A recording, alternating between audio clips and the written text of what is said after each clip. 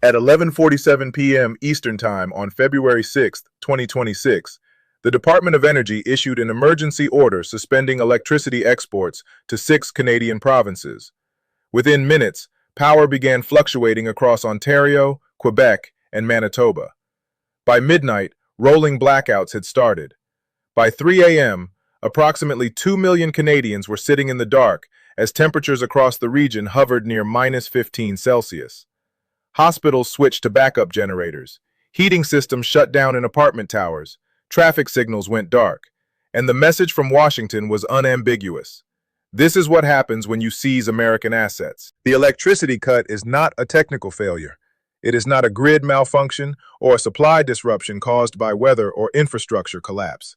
It is a deliberate act of economic warfare executed with surgical precision.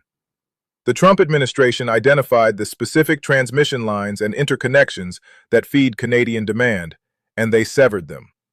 No warning was given to provincial utilities. No time was provided for contingency planning. The power simply stopped flowing. And now, in the dead of a Canadian winter, millions of people are learning what it means when critical infrastructure becomes a weapon in a political fight that has spiraled completely out of control. The North American electricity grid is not a collection of isolated national systems. It is a vast, integrated network built over decades on the assumption that the United States and Canada would never use energy as a tool of coercion against each other. The grid is divided into interconnections, massive synchronized systems where power flows freely across borders based on demand, capacity, and market pricing. Eastern Canada is deeply integrated with the northeastern United States. Ontario draws power from New York and Michigan during peak demand. Quebec, despite having massive hydroelectric capacity, still imports electricity during winter months when heating loads surge and water levels drop. Manitoba connects to North Dakota and Minnesota. These are not peripheral relationships. They are structural dependencies built into the architecture of how North America keeps the lights on. The United States exports roughly 11 terawatt-hours of electricity to Canada annually. That might sound modest compared to total North American generation, but it is concentrated in specific regions during specific times. Winter evenings in Ontario, cold snaps in Quebec, peak heating hours when every electric baseboard, every furnace blower, every heated building is drawing maximum load. Cutting that supply does not reduce Canadian electricity by 3% or 5%. It creates localized shortages of 20% or more in precisely the moments when demand cannot be reduced. People cannot simply turn off their heat when it is -20 outside. Hospitals cannot shut down operating rooms. Water treatment plants cannot stop running. The result is not inconvenience, it is crisis. The legal mechanism Trump is using comes from the Federal Power Act, specifically provisions allowing the president to restrict energy exports during national emergencies or when such exports threaten domestic supply. The administration's justification is that Canada's seizure of American assets, particularly energy infrastructure, constitutes a threat to U.S. energy security. By taking control of pipelines and oil production facilities, Canada has demonstrated hostility that makes continued energy cooperation untenable. Therefore, the argument goes, cutting electricity exports is a defensive measure designed to protect American interests and apply pressure for the return of seized assets. It is a thin justification, but it provides enough legal cover to execute the order. The immediate human consequences are severe and worsening by the hour. In Ontario, approximately 800,000 people are without power as of this morning. Toronto, Ottawa, and Hamilton are experiencing rotating blackouts affecting entire neighborhoods for 2 to 4 hours at a time. Emergency services are overwhelmed. Calls about frozen pipes, carbon monoxide poisoning from improper heating methods, and cold-related medical emergencies have tripled. Shelters are at capacity. Schools have closed. Businesses have shut down. The economic cost is already in the hundreds of millions and climbing. Quebec is facing similar devastation. Despite having some of the largest hydroelectric capacity in North America, the province still relies on imports during peak winter demand. Approximately 700,000 Quebecers are cycling through blackouts. Montreal's metro system is operating on reduced schedules. Hospitals in smaller cities are running on generators that were never designed for extended use. Fuel supplies for backup power are being rationed, and the cold is relentless. Manitoba, with a smaller population, is seeing roughly 300,000 people affected. Rural areas are hit hardest. Indigenous communities in the north, already underserved by infrastructure, are now facing life-threatening conditions. The political response from Ottawa has been immediate and defiant. Prime Minister Carney held an emergency press conference at 6 a.m., calling the electricity cuts an inhumane act of aggression against Canadian civilians. He described it as economic terrorism designed to inflict suffering on ordinary people who have no role in the political dispute. He announced that Canada would not be intimidated, would not release seized American assets, and would take all necessary measures to protect its citizens.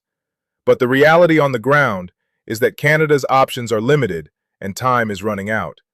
Canada cannot simply replace American electricity imports overnight. Building new generation capacity takes years. Importing power from other sources requires infrastructure that does not exist. The provincial utilities are scrambling to activate every available backup system, to negotiate emergency purchases from other regions, to implement demand reduction programs. But there is only so much that can be done when the shortfall is this large and the weather is this cold. The physics of electricity grids are unforgiving. You either have enough supply to meet demand or you have blackouts. There is no middle ground. The economic damage extends far beyond the immediate blackouts. Manufacturing plants across Ontario have shut down. Automotive assembly lines in Windsor and Oshawa are idle. Steel mills have gone offline. When heavy industry loses power unexpectedly, the restart process is complex and expensive. Furnaces must be cooled slowly. Production schedules are destroyed. Contracts go unfulfilled. The longer this continues, the more permanent the economic damage becomes. Companies are already talking about relocating production to the United States or Mexico, locations where they do not have to worry about politically motivated power cuts. The financial markets have reacted with appropriate alarm. The Canadian dollar has fallen 4% in the past 24 hours. Government bond yields have spiked as investors price in recession risk. Energy company stocks on both sides of the border are volatile. The uncertainty is overwhelming. No one knows how long this will last. No one knows if it will escalate further. And no one knows how to price assets in an environment where basic infrastructure can be weaponized without warning. Washington's calculation appears to be straightforward. Inflict enough pain on Canadian civilians, and the Carney government will be forced to capitulate. Return the seized assets, accept American terms, and the power will come back on. It is a strategy built on the assumption that democracies cannot sustain domestic suffering when a simple concession will end it. But that assumption misreads the political dynamics inside Canada. The electricity cuts have not weakened Carney's position. They have strengthened it. Canadians are not blaming their own government for the blackouts. They are blaming Trump. Polling conducted overnight shows Carney's approval rating has jumped another 6 points. National unity is hardening. The narrative is clear. Canada is under attack, and surrender is not an option. The international reaction has been swift and nearly unanimous in condemning the United States. The European Union issued a statement describing the electricity cuts as a violation of basic humanitarian principles and calling for their immediate reversal. Germany's foreign minister used the word unconscionable. France compared it to siege warfare tactics from medieval times. The United Kingdom, despite its close relationship with Washington, expressed serious concern about the targeting of civilian infrastructure. Even allies that typically remain silent on U.S. actions are speaking out. The United Nations Human Rights Council announced an emergency session to discuss what several members are calling collective punishment of a civilian population. The comparison to tactics used in armed conflicts is deliberate and damaging. International humanitarian law prohibits attacking or destroying objects indispensable to the survival of the civilian population. While this crisis has not crossed into armed conflict, the principle is being invoked to frame American actions as beyond the bounds of acceptable state behavior. The reputational damage is mounting. China and Russia are predictably amplifying the crisis for their own purposes. Chinese state media is running constant coverage with headlines about American cruelty and the collapse of Western values. Russian officials are drawing parallels to their own experience under Western sanctions, arguing that this proves the United States uses human suffering as a negotiation tool whenever its interests are challenged. It is propaganda, but it is effective propaganda, particularly in the global South, where resentment of American power runs deep. What makes this situation so dangerous is that both sides are now locked into positions from which retreat appears politically impossible. Trump cannot restore electricity without securing some kind of concession from Canada. To do so would be portrayed as weakness, as backing down under international pressure, as losing yet another confrontation. His political base expects dominance. They expect other nations to submit. Restoring power without getting the assets back would be framed as humiliating defeat. But continuing the blackouts as Canadian civilians suffer, as hospitals run low on generator fuel, as people die from cold exposure, that creates a different kind of political problem. Even within Trump's own coalition, there are limits to how much suffering can be inflicted on a neighboring democracy before the backlash becomes unmanageable. Carney faces an equally difficult calculation. If he returns the seized assets now, under duress, with Canadians freezing in the dark, it validates the use of coercion. It proves that hurting civilians works. It establishes a precedent that will define Canadian sovereignty for generations. Every future dispute with the United States would be conducted under the shadow of this moment. But if he holds firm, if he refuses to negotiate while people suffer, he risks a humanitarian catastrophe that could collapse his government. The opposition parties are supporting him now, but that support will fracture if the death toll rises. The infrastructure reality adds another layer of complexity. Even if both sides wanted to de-escalate immediately, restoring full electricity flows is not instantaneous. Grid operators on both sides must coordinate. Systems must be resynchronized. Load must be balanced carefully to avoid destabilizing the network. In a normal environment, this coordination happens seamlessly through established protocols and relationships built over decades. But those relationships are now poisoned. Trust between American and Canadian grid operators, between engineers who have worked together for years, is evaporating. The technical cooperation required to manage an integrated grid depends on goodwill that no longer exists. There are three ways this crisis could resolve, and none of them restore the status quo. The first scenario is rapid de-escalation. Trump and Carney negotiate a face-saving compromise within the next 48 to 72 hours before the humanitarian situation becomes irreversible. Perhaps the assets are placed in some kind of international escrow. Perhaps a partial restoration of electricity comes with a partial release of some seized properties. Both sides claim victory, both sides absorb criticism, and the immediate crisis ends. But the damage to the relationship is permanent. The integration that made the North American grid possible was built on trust, and that trust is gone. The second scenario is managed suffering. The blackouts continue for weeks. People endure. Some die. Emergency measures are implemented.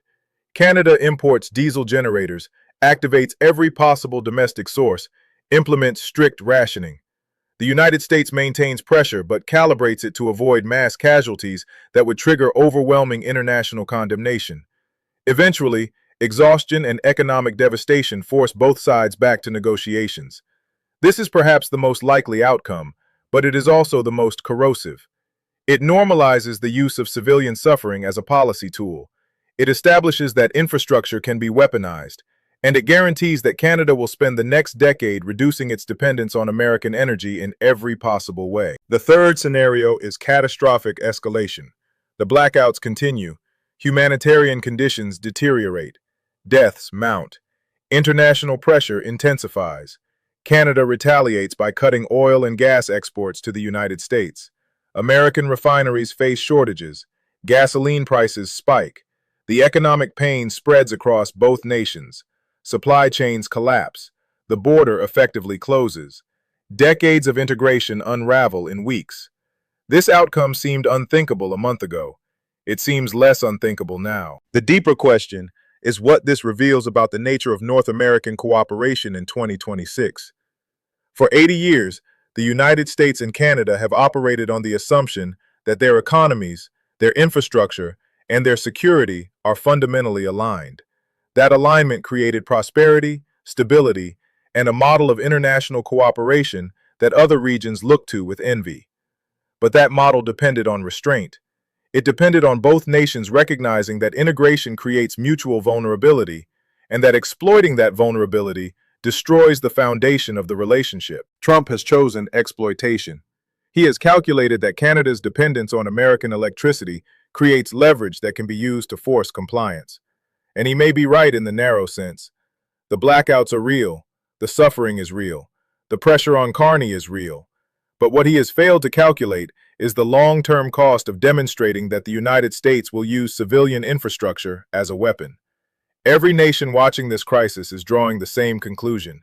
Integration with the United States is a strategic liability. Dependence on American systems is a vulnerability that can be exploited at any moment. The solution is not deeper cooperation. The solution is decoupling. Canada will emerge from this crisis, whether in days or weeks, with a single overriding strategic priority. Never again. Never again will they allow themselves to be this vulnerable. Never again will they trust that infrastructure connections cannot be weaponized. Never again will they assume that partnership with the United States comes with basic guarantees of restraint. The investments that will follow, the billions that will be poured into domestic generation capacity, into grid independence, into reducing every possible dependence on American systems, those investments are the long-term cost of what Trump is doing right now. He is trading immediate leverage for permanent alienation. The electricity is still off across much of Ontario, Quebec, and Manitoba. Hospitals are running on generators. Families are huddling in emergency shelters. The temperature is dropping, and two governments are locked in a confrontation that neither fully controls anymore. The decisions made in the next 48 hours will determine whether 2 million Canadians continue to freeze, whether this crisis can be contained, and whether the most successful bilateral relationship in modern history can survive the discovery that one partner is willing to weaponize winter itself to win a political fight. The grid can be restored. The trust cannot.